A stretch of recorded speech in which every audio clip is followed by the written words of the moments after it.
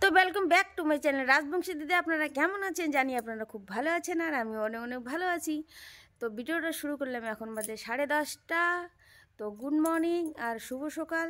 তো 10:30 থেকে এত কাজ করতে, মানে সকাল থেকে আমি 7:30 থেকে এত কাজ করতেছি আমি ভিডিও বানার সময় পাই নাই। আর মেয়ে তো এদিকে উঠে ঘর দুয়ার সাঁটাসাঁটি একদম ঝাড়াঝাড়ি করে পুরো ভাত বসাই দিল আর রান্না করলো।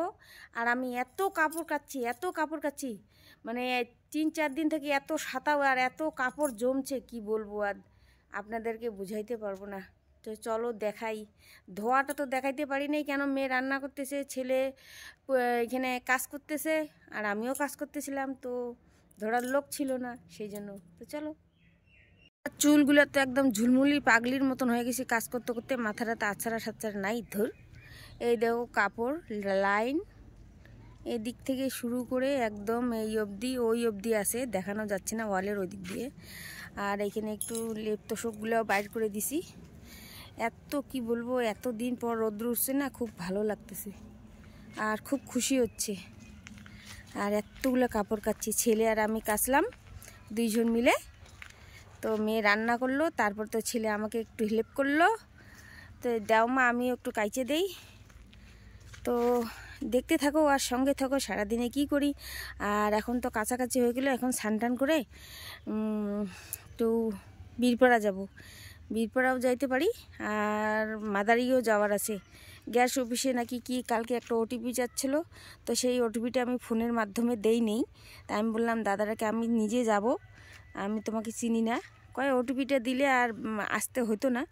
তো আমি যে না আমি নিজেই যাব, তারপরে দেখা যাবে। তো একটু এখন বাপের বাড়ি একটু ঘুরে আসি। তো ওই যে ওগুলো আমাদের বাপের বাড়ি, এই যে জুম করে দেখাচ্ছি, এটা আমার বাপের বাড়ি।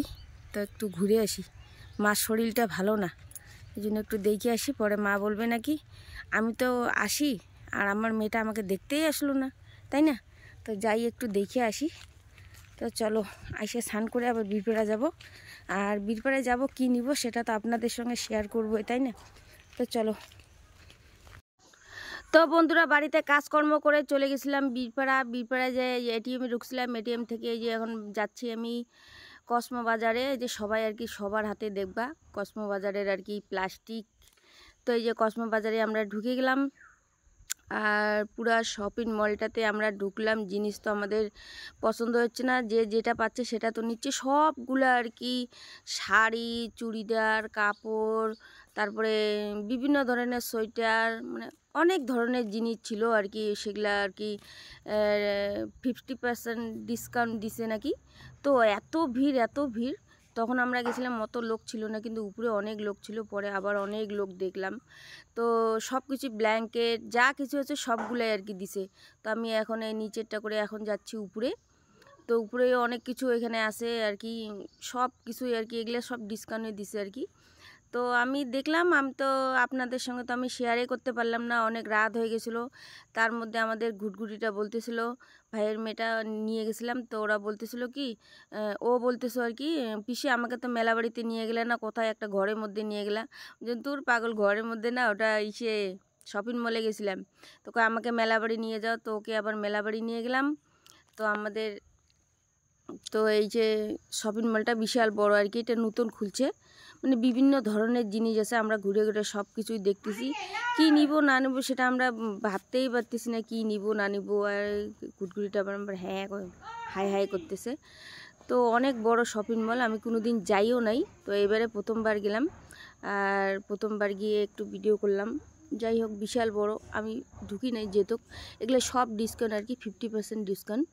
তো আমাদের বেশি কিছু নেই আর কি। আমি একটা জ্যাকেট নিয়েছিলাম এগুলা, আর লেগিস থেগিস, আর ওর জন্য একটা গেঞ্জি, আর ওর একটা কি মাপলাট না কি নিল এই গুটগুটিটা, এগুলাই আর কি শপিং করছিলাম। তো সেটা শেয়ারই করতে পারি না, এত রাত হয়ে গেছিলো। তারপরে তো এসে রান্না বান্না খাওয়া। তো এখানে আমরা বিল করতেছি যে কি নিলাম, এখানে বিল হচ্ছে। তো এখানে একজন দেখাও হয়ে গেছে, তো এখানে গল্প করতেছিলাম, এক ভাইয়ের বউ এখানে ছিল, তো গল্প করে কি নিলা।